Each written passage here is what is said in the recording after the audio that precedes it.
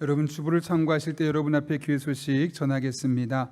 우리 교회를 방문하신 모든 분들 주님의 이름으로 환영합니다. 등록 원하신 분 말씀하시면 제가 친절하게 도와드리겠습니다.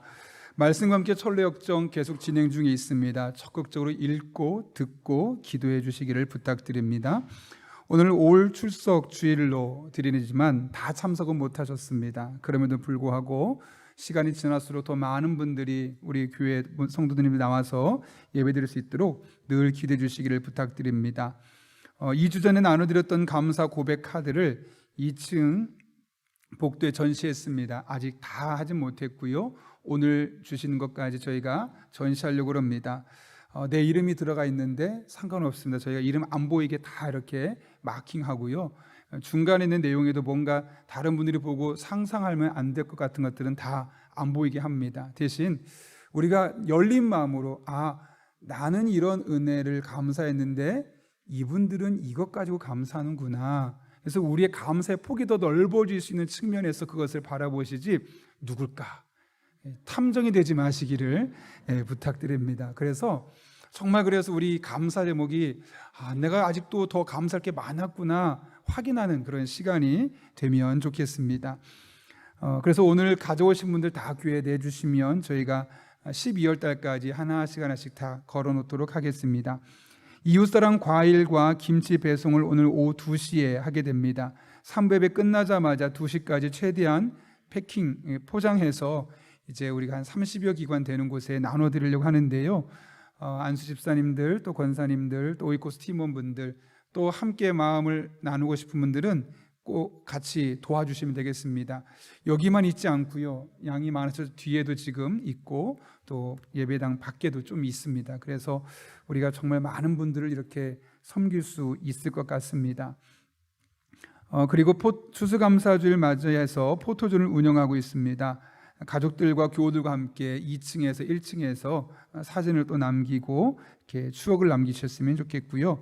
나가실 때 추수감사를 맞아서 교회에서 자그마한 선물을 하나 드렸습니다. 가족과 함께 좋은 시간 함께 보내시기를 바랍니다.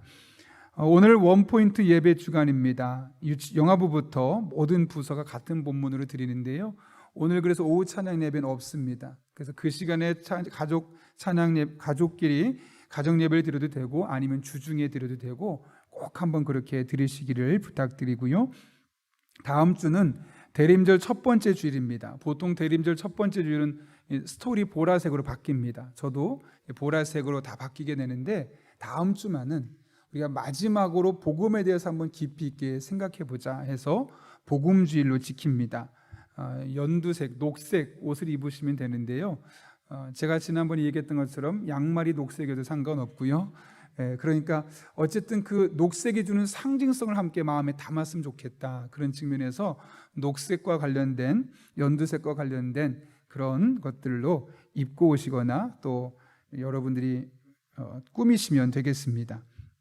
그리고 12월 첫째 주일은 레이지파라고 아시죠? 스캇브레너 목사님이 오래전부터 인도했던 저희가 얼마 전까지 불렀던 웨이메이커라는 찬양을 우리나라 번역해서 많은 교회들이 또 많은 기관들이 부르고 있는데 그 레이지파에서 한 12분 정도가 오셔서 찬양 집회입니다. 공연이 아니라 우리가 함께 참여해서 은혜 받는, 그래서 많은 분들 그 시간에 오셨으면 좋겠고요. 혹시나 주변에 다른 교회 다니는 분들 말고 교회를 다니다가 안 다니고 마음에 실족하신 분들이 있으면 이 교회 같이 한번 찬양 들으러 가자고 그렇게 하시는 거는 되겠습니다. 다른 교회 다니시는 분들은 그 교회 계속 잘 다니실 수 있도록 오시라고 하면 안 됩니다. 2022년 사역 지원 안내입니다. 11월 28일 날까지 한 분이 한 부서에서 최소한 봉사하며 교회를 함께 아름답게 섬겼으면 좋겠고요. 그러다 보면 교회만 왔다 갔다 하는 것이 아니라 그 봉사 모임에서 다른 분들과 함께 교제하게 됩니다. 그러니 꼭 한 분씩 한 부서씩 신청해 주시기를 부탁드립니다. 오늘 3부 예배 후에 정책당회가 있습니다. 자체별로 임원 개선된 내용을 12월 10일 주일까지 사무실로 신청해 주시기를 바랍니다.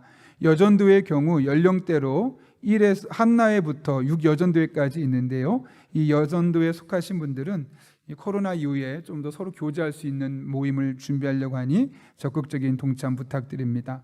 정진철 장로님, 강명년 집사님 가정에서 퇴원 감사로 사랑의 성미를 드렸습니다. 전량 어려운 이웃들을 돕는 일에 사용하도록 하겠습니다.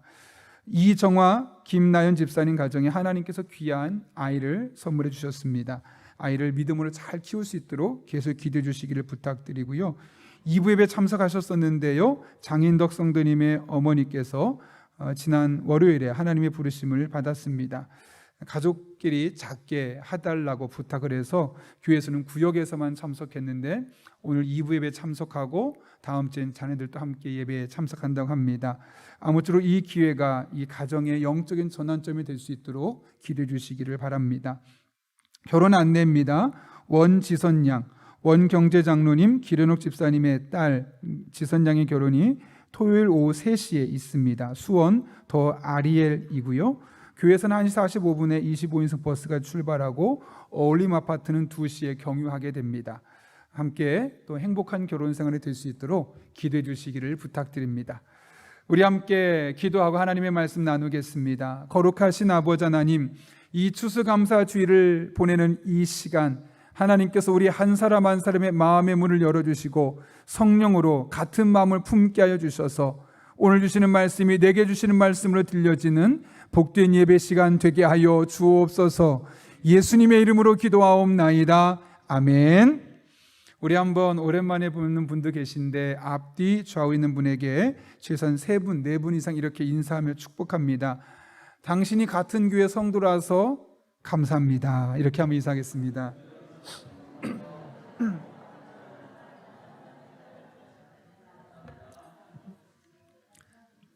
너무 길면 당감하면 됩니다. 네, 감사합니다. 소설가 박완서 씨, 아마 이름 많이 들어보셨을 겁니다. 제가 하루에 한 챕터씩 읽고 있는 옳고도 아름다운 당신이라는 묵상집이 있습니다. 그 책에 이 본인이 어린 시절에 겪었었던 일들을 이야기하고 있는데요, 그분 그대로 표현하면 가정 형편이 너무 어렵고 구질구질했다고 합니다. 그녀 가족은 시골에서 무작정 상경했기 때문에 서울의 변두리, 빈민굴에서 살 수밖에 없었는데요, 당시만 해도 민심이 흉흉하고 식량난이 심각했던 일제 말기였기 때문에 대부분의 빈민촌 사람들은 자녀들을 때리는 일들이 많았다고 합니다. 학교 가기 싫어요 그래도 때리고, 월사금 달라고 해도 때리고, 군것질하고 싶다고 하면 때리고, 그래서 그 지역엔 늘 거친 욕설과 아이들의 울음소리가 끊이지 않을 정도로 시끄러웠다고 하죠. 그런데 유독 이상하게도 이 박완서 씨의 어머니는 똑같이 잘못하는 이 딸을 욕하거나 때리지를 한 번도 안 했다는 겁니다. 그가 특별히 다른 아이보다 온순했거나 착해서가 아닙니다. 또래가 부릴 수 있는 말썽은 다 부렸고 못된 짓도 할 만큼 했습니다. 때로는 따돌림도 당하고 또 공부를 다른 사람보다 못해서 자존심도 많이 상했습니다. 그래서 박완서 씨의 어린 시절을 들어보면 매일 속상하고 화가 나고 누군가에게 늘 위로를 받고 싶었다는 것이죠. 그런데 그럴 때마다 본인이 잘못하고 누가 봐도 맞을 상황임에도 불구하고 어머니는 혼을 내는 것이 아니라 따뜻한 이야기, 위로가 되는 이야기들을 들고 와서 아이에게 계속 그런 이야기들을 들려주었다는 겁니다. 왜 그러냐면 사실 어머니 입장에서 볼 때는 아이가 무슨 잘못이 있습니까? 아이는 태어났는데 가난한 집에 태어난 것밖에 없습니다. 결국 내 잘못이지, 내가 제대로 못 살아서 우리 아이들이 이렇게 어렵게 사는 거지, 그런 마음에 이렇게 힘들고 지친 아이의 마음을 어떻게 위로해 줄 수 있을까? 그래, 좋은 이야기, 힘이 되는 이야기, 따뜻한 은혜의 이야기를 아이에게 들려주자. 그래서 어릴 때부터 아이에게 늘 그런 이야기들을 들려주기 시작했던 것이죠. 그러면서 한 번 이렇게 이야기를 듣다 보니 사실 중학생이 될 때까지만 해도 변변한 동화책도 읽어본 적이 없었던 그 박완서 씨의 마음의 꿈이 나는 작가가 되는 거야, 이런 꿈을 갖게 되었다는 겁니다. 또 실제로 나중에 본인이 소설을 쓸 때 이때 어머니가 들려줬던 이야기들이 아주 좋은 소재들이 되어서 책을 쓰는데 많은 도움을 받았다 그러죠. 그리고 본인이 어린 시절의 경험들, 어쩌면 그 빈민국에 살았던 그 시간, 자신의 인생에서 지워버리고 싶었을 그 시간인데 그때 겪었던 수많은 일들이 자신이 책을 쓰고 어른이 되어가는 과정 중에 많은 도움과 유익이 되었다는 겁니다.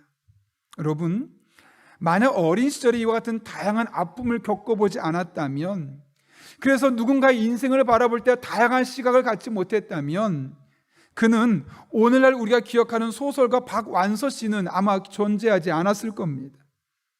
그래서 그녀는 늘 어머니에게 감사했다고 합니다. 많은 부모님들이 욕하고 때렸던 그 시기에 자신의 마음을 헤아려주고 자신의 마음을 위로해줬던 그 따뜻한 이야기들을 늘 해줬던 그 어머니가 너무나 고맙고 감사하고, 또 어찌 보면 자신의 인생에서 지워버리고 싶었을 어린 시절의 추억들, 그것이 결국 다른 사람들 이해할 수 있는 폭넓은 이해를 가져다 주었기 때문에 어려웠던 자신들의 시간을 돌아보며 그 시간 또한 감사했노라고 고백하고 있는 내용이 옳고도 아름다운 당신이란 책에 기록되어 있는 것이죠. 그래서 인생은 해석이다 라는 말이 있는 것 같습니다. 어떤 놓여져 있는 상황이 문제가 아니라 그 상황을 어떤 관점으로 바라보느냐에 따라서 한없는 원망을 하는 사람이 있을 수 있고, 그럼에도 불구하고 감사할 수 있는 사람이 존재하기 때문에 그렇습니다. 추수감사주의를 맞이하며 우리 교회 주제를 그러니까 감사, 그럼에도 감사, 그럴수록 감사, 그것까지 감사로 잡았습니다.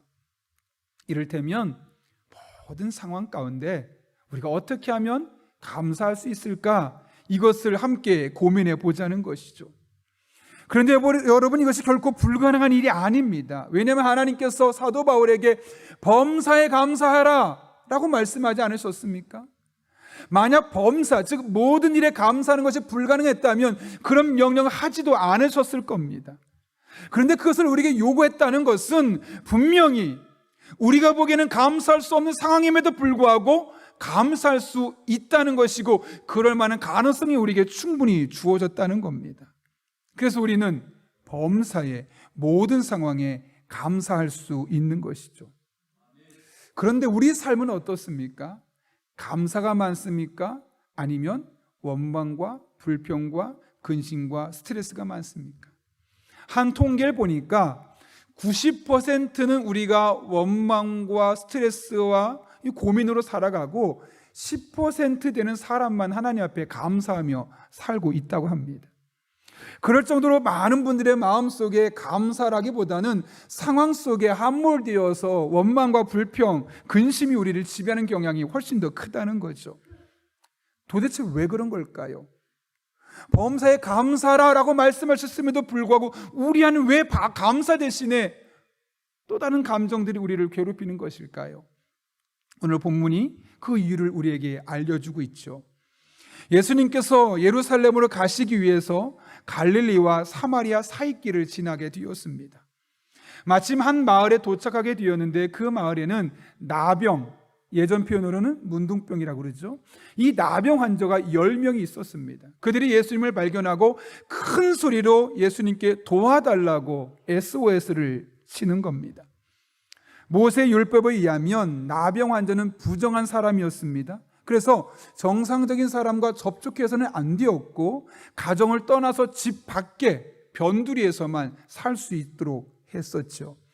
이것이 레위기 13장에 이렇게 기록되어 있습니다.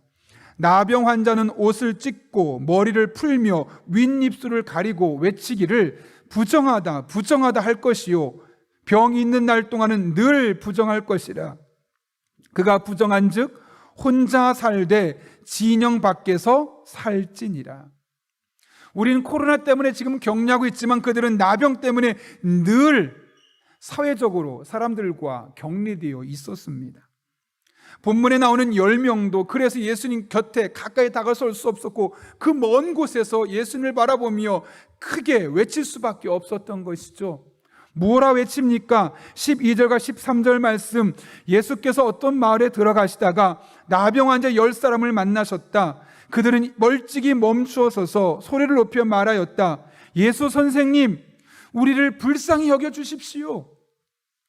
여러분, 예수 선생님, 우리를 불쌍히 여겨 주십시오. 이 나병 환자가 외쳤던 짧은 외침 속에서 그들의 마음이 전달됩니까? 안 된다면 다시 보십시오. 예수 선생님, 우리를 불쌍히 여겨주십시오.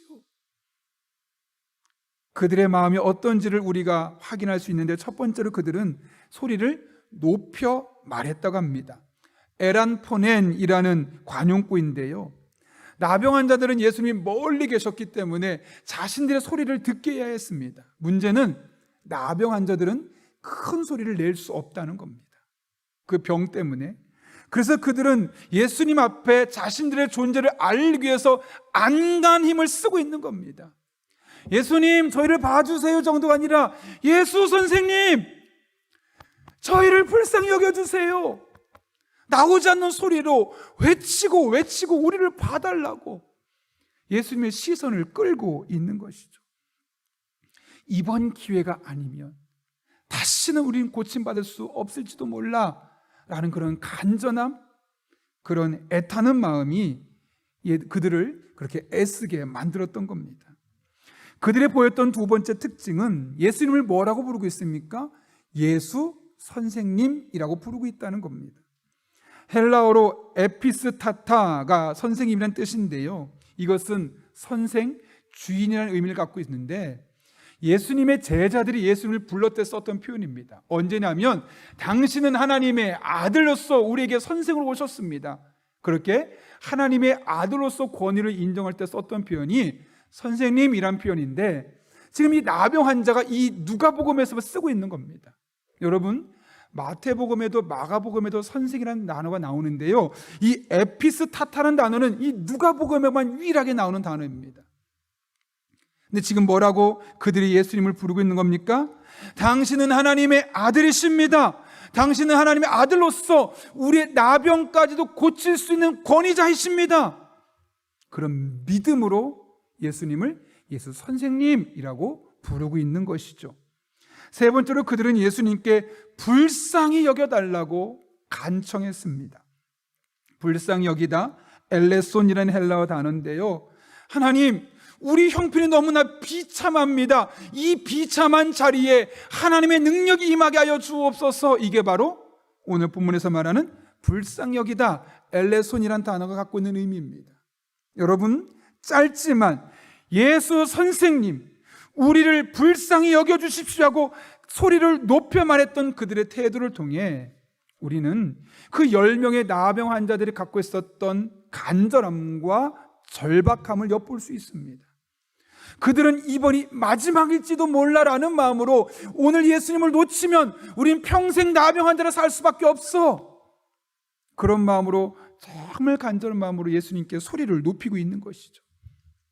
여러분, 이 세상의 모든 것에는 때가 있습니다.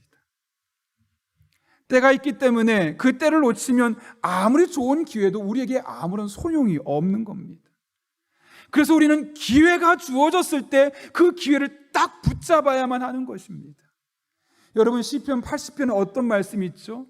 하나님께서 말씀하시죠. 이스라엘 백성들에게 내 입을 넓게 열라, 내가 채우리라 약속하셨습니다. 기회입니다. 하나님께 부르짖고 하나님의 은혜를 사모하면 반드시 그들에게 하나님이 약속하셨기 때문에 능력과 지혜를 주실 것이었습니다.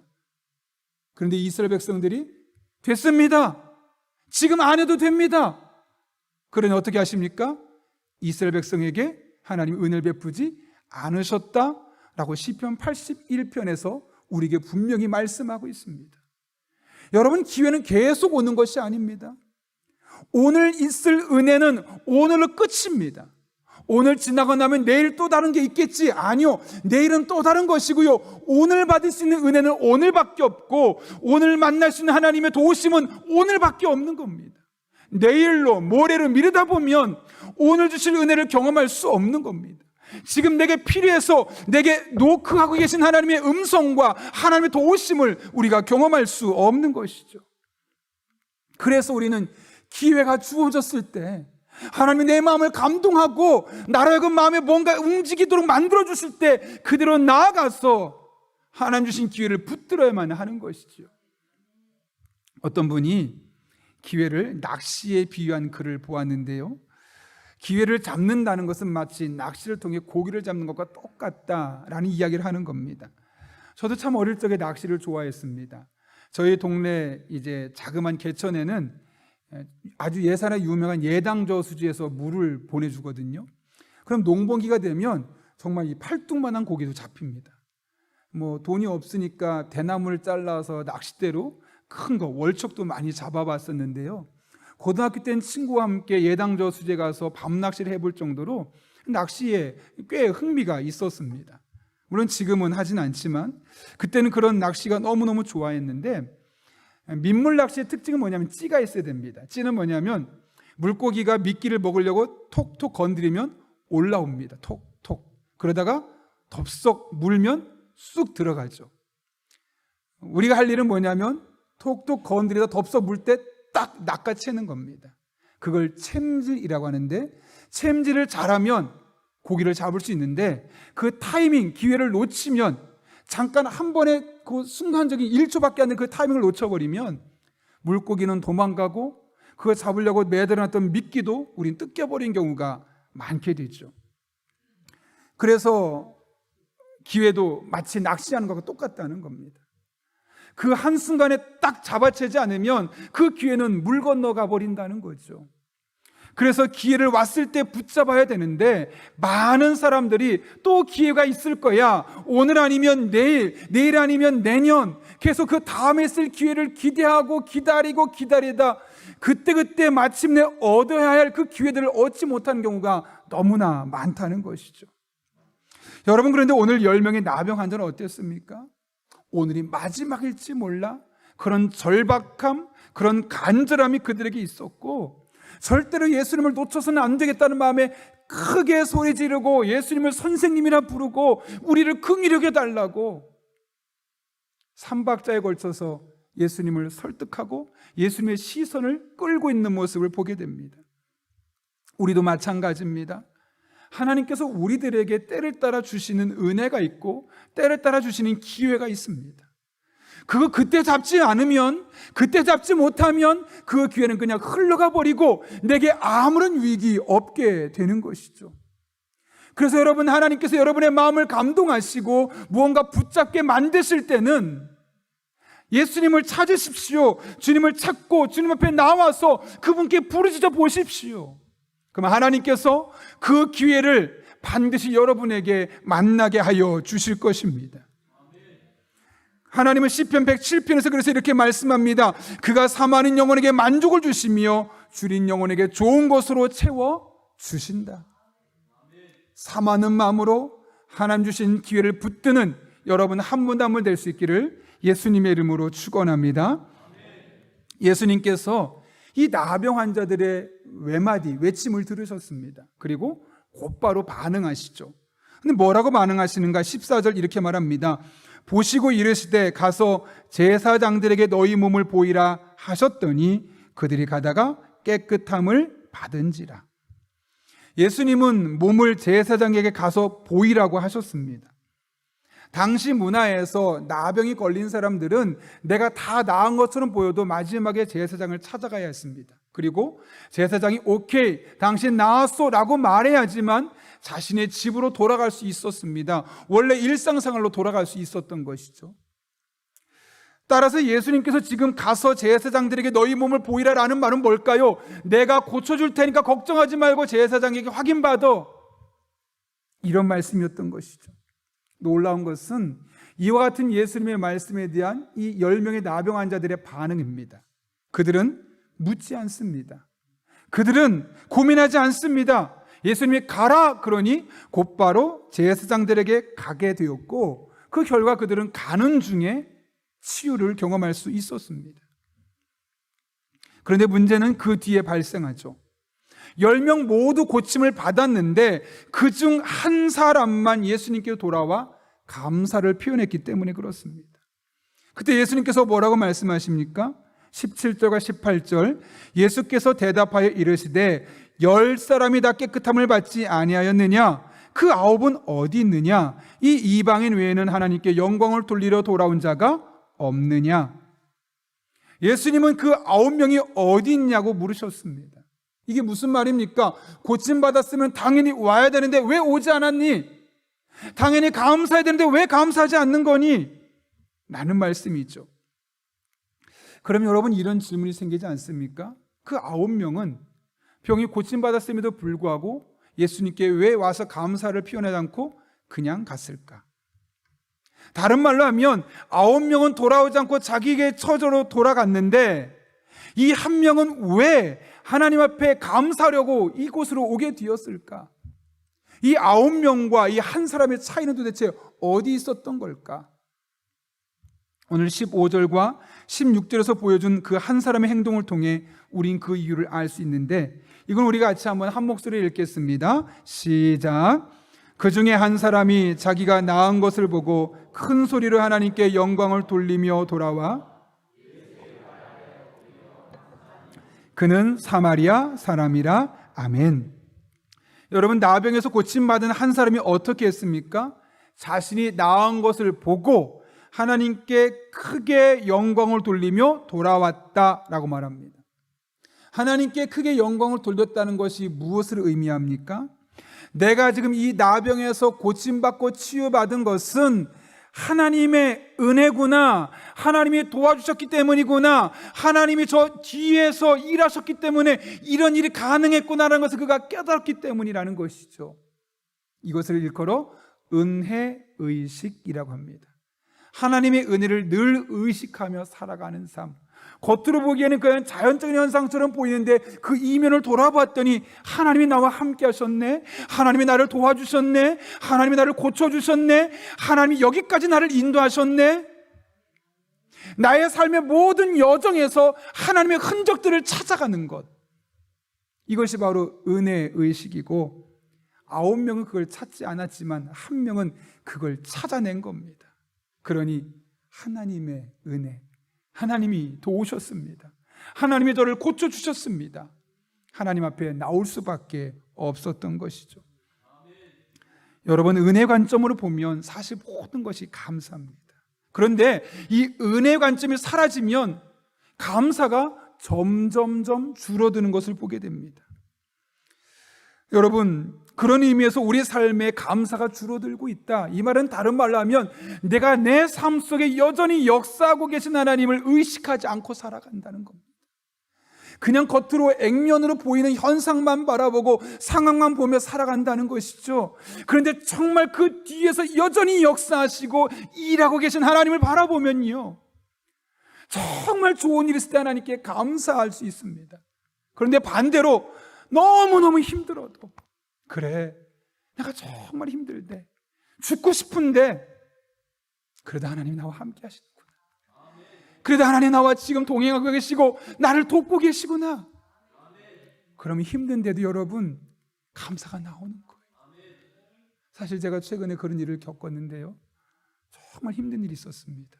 정말 머리가 터질 정도로 잠을 못 자고 목을 못 움길 정도로 힘든 일이 있었습니다. 하나님 주시는 마음이, 내가 일하고 있어, 네가 볼 때 상황이 너무 절망적이지, 그런데 그 뒤에 내가 일하고 있어, 막 그런 마음을 주시는 거예요. 그래서 정말 하나님께 울었어요. 하나님, 죄송합니다. 제가 목사인데 그냥 겉으로 보이는 현상만 보고 저가 절망했습니다. 그런데 하나님이 뒤에서 일하시고 계시다고 하니 다 내려놓겠습니다. 그때부터 신기하게요, 안 아픈 거예요. 근심 없습니다. 걱정이 없습니다. 왜요? 상황은 여전히 좋지 않지만 하나님이 일하고 계시잖아요. 하나님 움직이고 계시잖아요. 하나님이 다른 누구가 아니라 나와, 그리고 여러분과 함께하고 계시잖아요. 하나님의 은혜의 관점으로 바라보면 그래서 모든 것이 감사할 수밖에 없는 것이죠. 미국에서 9.11 테러가 일어난 지 어느덧 20년이 지나버렸습니다. 정말 많은 사람이 테러로 인해서 목숨을 잃었죠. 그 중에 아주 독실한 크리스천인 강성순 성도, 여의도 순복음교회를 다니고 있는데 그 성도님의 아들 강준구 군이 목숨을 잃었습니다. 2001년 9월 11일 이 강준구 씨는 뉴욕 맨하튼에 있는 월드 트레이드 센터 104층에서 근무하고 있었습니다. 켄터피츠 제널드라고 하는 투자회사에서 재정 파트 매니저로 일할 정도로 유능한 사람이었습니다. 오늘날 우리 표현으로 하면 월스트리트에서 잘 나가는 청년이었던 것이죠. 그런데 그날 그가 유난히 몸이 아픕니다. 몸살기가 있습니다. 쉬고 싶고 안 나가고 싶었는데 내가 매니저인데 팀장인데 내가 빠지면 오늘 일이 제대로 안 될 것 같아서 어쩔 수 없이 출근했는데 그날 비행기가 이 월드 트레이드 센터를 충돌하는 바람에 그 자리에서 그 직원이 104층부터 107층까지 700명이 근무했다고 하는데 700명이 한순간에 다 죽어버린 겁니다. 사랑하는 아들이죠. 어릴 때부터 얼마나 애지중지 키워왔겠습니까? 더군다나 미국에서도 월스트리트에서 잘 나가는 청년이 될 정도로 뛰어난 청년을 키울 정도면 그 마음에 얼마나 자부심이 컸겠습니까? 그런데 그 아들이 제대로 꽃도 피워보지 못하고 세상을 떠난 겁니다. 2년 동안 아무런 생각도 안 나고 아무것도 할 수 없었다는 거죠. 근데 시간이 지날수록 내가 이렇게 해서 있어서는 안 되겠다. 우리 아들의 죽음을 의미 있게 해야겠다. 그냥 104층에 있다 비행기 테러로 죽은 아들 정도가 아니라 이 아들의 죽음이 뭔가 이 세상에서 의미 있는 죽음이 되게 해야 되겠다. 그런 마음의 감동이 있었던 겁니다. 그래서 내 아들이 그동안 어떻게 살았지 추적해 보는 겁니다. 정말 신앙이 좋았습니다. 교학께서 아이들에게 영어 성경을 가르치고 일주일에 수요일마다 매번 한 끼는 금식할 정도로 하나님 앞에 독실한 청년이었습니다. 그의 꿈이 하나 있었는데 내가 돈을 많이 모아서 나중에 어느 누구의 도움도 받지 않고 자비량으로 내가 선교를 하겠다. 어려운 나라를 다니면서 내가 모은 돈으로 선교하며 어려운 일을 돕겠다. 그런 마음을 그가 품었던 겁니다. 그래서 사실 그가 원래 대학에 입학할 때 뉴욕의 콜롬비아 의과대학에 입학 허가를 받았습니다. 그냥 들어가면 의사가 되어서 평생도록 여유 있게 돈을 받아가면서 살 수 있는 그런 직업을 가질 수 있었습니다. 근데 그럼에도 불구하고 그는 의대를 가지 않고 경영학과를 가게 되었습니다. 왜냐하면 젊은 나이에 빨리 돈을 벌어서 빨리 은퇴하고 이걸 가지고 어려운 나라들에 다니면서 선교해야겠다라는 마음에 의사라는 좋은 직업을 포기하고 경영학과를 가게 되었던 것이죠. 그래서 그는 MBA 코스를 마치고 이제 금융가로 진출하게 되었던 겁니다. 부모가 그 아이의 뜻을 다 알고 있지 않습니까? 그래, 내 아들의 뜻은 어린 시절에 돈을 많이 모아서 세계 전 나라를 다니면서 복음을 전하는 것, 선교하는 것이었는데 그 아들의 뜻을 기리자. 그러면 아들이라면 어떤 나라를 갔을까? 막 어려운 나라들을 찾기 시작하는 겁니다. 그러다 도미니카 공화국의 수도 산토 도밍고의 가장 열악한 지역을 갔습니다. 그곳은 주로 교도소에서 나온 사람들이 살고 있는 한 2,000명 정도가 살고 있는 우범지대로서 판잣집이 대부분이었습니다. 마약이, 범죄가 난무하는 동네였고 물도 일주일에 많으면 3번, 적으면 2번. 그러니까 일주일 내내 제대로 씻고 살지 못하는 동네였던 것이죠. 밤에는 총소리가 빈번하게 들렸고 그렇게 죽어나가는 사람이 적지 않은 지역이었습니다. 아이들은 당연히 교육을 받을 수 없었죠. 늘 길거리에서 노는 게 일상이었고 남의 것을 훔쳐오는 것이 자연스러운 삶의 모습이었습니다. 그곳이 눈에 보입니다. 이곳에 아이들을 위해서 학교를 세웠으면 좋겠다. 그런 마음이 들었습니다. 그래서 주택 6채를 지을 수 있는 큰 땅을 짓고 그 땅을 사기 위해서 $60,000를 기금으로 모아서 그 부모가 내어놓았다는 것이죠. 근데 그 소식이 이 아들이 미국에 다니던 교회 성도들의 귀에 들어간 겁니다. 그런 좋은 뜻이 있다면 우리도 그 뜻을 기려서 우리가 15만 불을 기부하겠습니다. 그래서 21만 불을 모아가지고 2009년도에 준구 메모리얼 스쿨이란 이름으로 학교를 세우게 되었던 것이죠. 저 남자분이 세상을 떠난 그의 아들입니다. 150명이 되는 유치원과 1학년부터 5학년까지 과정의 아이들이 150명이 되는 아이들이 그 학교에서 수업을 듣고 있다는 거죠. 사실 도미니카 공화국에서도 저기는 우범지대라서 관심이 없었는데 한국의 사람들이 와서 학교를 지어주고 이런 교육 사업을 한다는 이야기에 국가에서도 마음이 열려지기 시작하면서 지원하기 시작하고 점점점 규모가 커져가고 있었습니다. 그런데 강성순 씨가 저곳에서 감사하며 이렇게 고백했다고 합니다. 아들을 먼저 천국에 보내야 하는 아픔을 당해보지 않은 사람은 잘 모를 겁니다. 아직도 9.11 테러가 있었던 9월이 오면 마음이 아주 아픕니다. 처음에는 왜 나를? 왜 하필 내 아들을? 하나님, 왜 내가 당해야만 하는 겁니까? 라며 하나님을 많이 원망했습니다. 그런데 지금 준구 메모리얼 스쿨에서 교복을 입고 공부하는 어린 학생들 150명을 보면 우리 아들 준구가 한 알의 미랄이 되어 땅에 떨어져 죽은 뒤 열매를 맺게 됨을 실감합니다. 한 번은 학교에 가서 어린아이들의 발을 씻겨주는데 아이들이 부모에게서는 체험하지 못한 사랑을 느끼는 것 같아 오히려 마음에 큰 위로를 받았습니다. 아들은 하나님 곁으로 갔지만 준고 메모리얼 스쿨에 입학한 어린 학생들이 배우고 자라나는 것을 보면 감사한 일입니다. 이제는 슬프지 않습니다. 모든 것이 하나님의 은혜입니다. 슬픈 게 정상인데 그 슬픔이 감사로 바뀔 수 있었던 것은 그 이면에 흐르고 있는 하나님의 은혜의 손길을 발견할 수 있었기 때문에 그렇습니다. 아들을 죽은 사건 자체는 너무나 타격이 컸고 너무나 충격적이었지만 그럼에도 불구하고 아들의 죽음을 통해서 도미니카 공화국에서 일하고 계신 하나님의 은혜의 손길을 보는 순간 슬픔이 아니라 감사로 바뀔 수 있게 되었던 것이죠. 여러분, 우리 삶도 다르지 않습니다. 누구는 삶의 형편이 좋을 수 있습니다. 어떤 분은 삶의 형편이 너무나 열악하고 마음에 근심 걱정이 가득하고 정말 이 시간을 내가 벗어나고 싶다라는 마음이 드는 분이 분명히 있을 겁니다.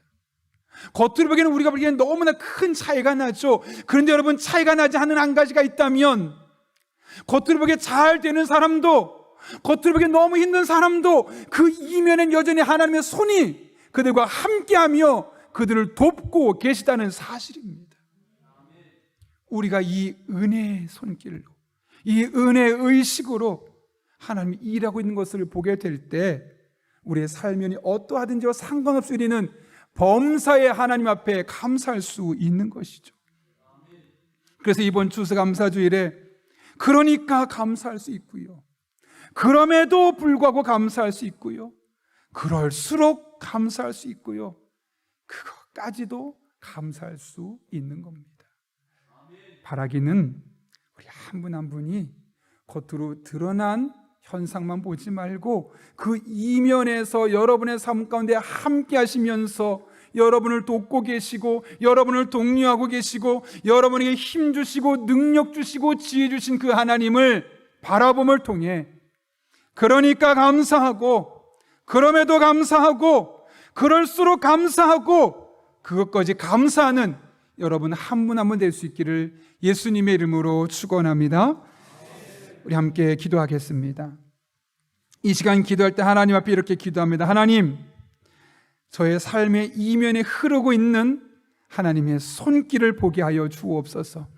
하나님의 은혜의 손길, 하나님의 역사하심을 볼 수 있는 영적인 눈이 열려지게 도와주셔서 어떤 상황에서든 우리는 범사의 하나님 앞에 감사하게 도와주시되 그러니까 감사하고 그럼에도 감사하고 그럴수록 감사하고 그것까지 감사할 수 있도록 우리 인생 가운데 함께 하시고 믿음의 눈으로 바라보게 하여 주옵소서. 이런 기도 제목 가지고 1분 정도 하나님 앞에 간절한 마음으로 함께 기도합니다. 거룩하신 아버지 하나님, 오늘도 우리를 주님 전에 불러주셔서 이 추수감사 주일에 하나님의 은혜 손길을 찾아볼 수 있게 하시는 것 진심으로 감사를 드립니다.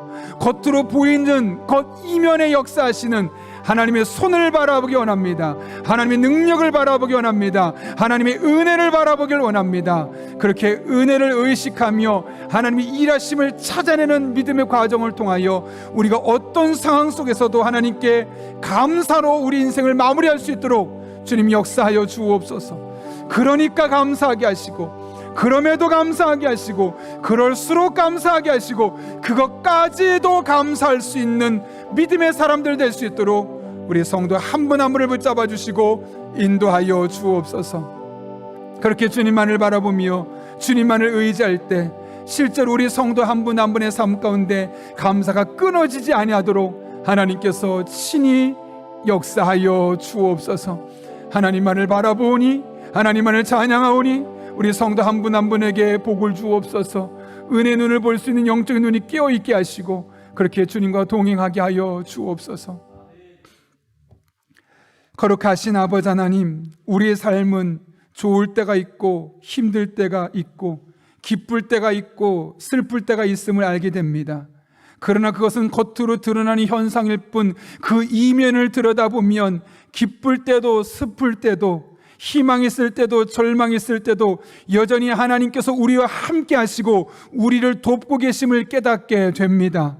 우리 용인영락교회 모든 성도들은 그 이면에 역사하고 계신 하나님의 은혜 손길을 찾아내고 그것을 의식할 수 있는, 그것을 볼 수 있는 영적인 눈을 주셔서 그러니까 감사하게 하시고, 그럼에도 감사하게 하시고, 그럴수록 감사하게 하시고, 그것까지도 감사할 수 있는 믿음의 사람들 되게 하여 주옵소서. 예수님의 이름으로 기도하옵나이다. 아멘.